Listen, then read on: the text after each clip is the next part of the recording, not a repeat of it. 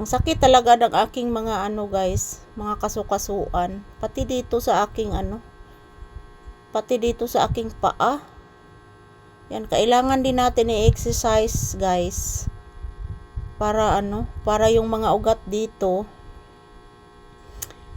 ma-enhance po ang mga ugat dito guys.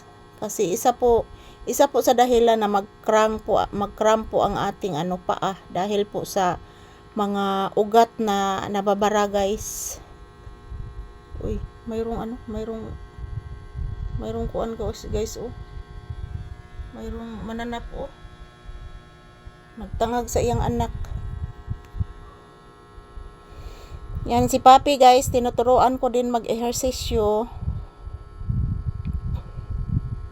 Kasi ang habit po ni Papi guys, palagi lang pong nandito sa loob ng bahay. Minsan lang po siya makalabas.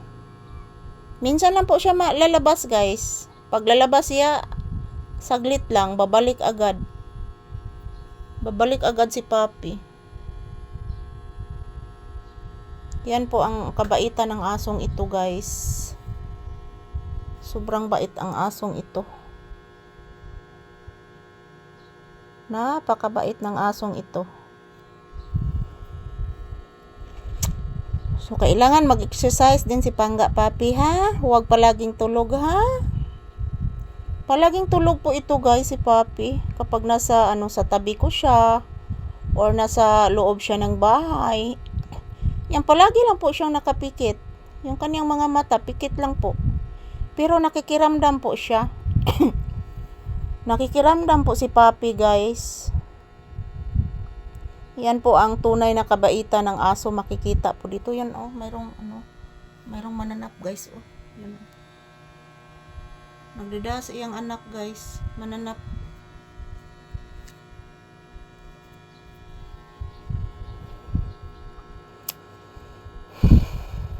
May mananap anak nara anak oh. Nagdada sa iyang kuan anak. Murag spider anak ba? Nara anak spider oh.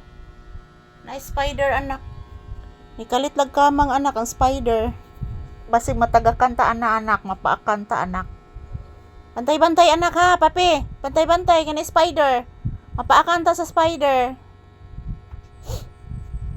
Mapaakanta sa spider anak. Kailangan magmasid ang bata. Mayroong spider na sa ibabaw. Oh, yan oh, spider oh. Yan, mayroong spider dyan guys oh. Yan, parang papunta dito sa aming Papi. Spider.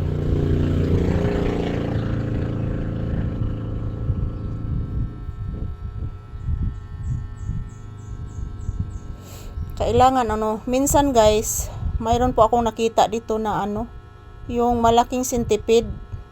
So, napaka-dangerous po yan guys, yung malaking centipede kasi very makamatay talaga yun guys. Buti na lang hindi po ako nakagat ng malaking centipede kasi nakakamatay talaga. Yung yung spider na yun oh. Makakamatay din yan guys. Pag tulad din yan ng ahas, makakamatay. Tulad din yan ng ahas. Makakamatay. Yan, exercise and choose. Yan si Papi guys, nakikiramdam lang po.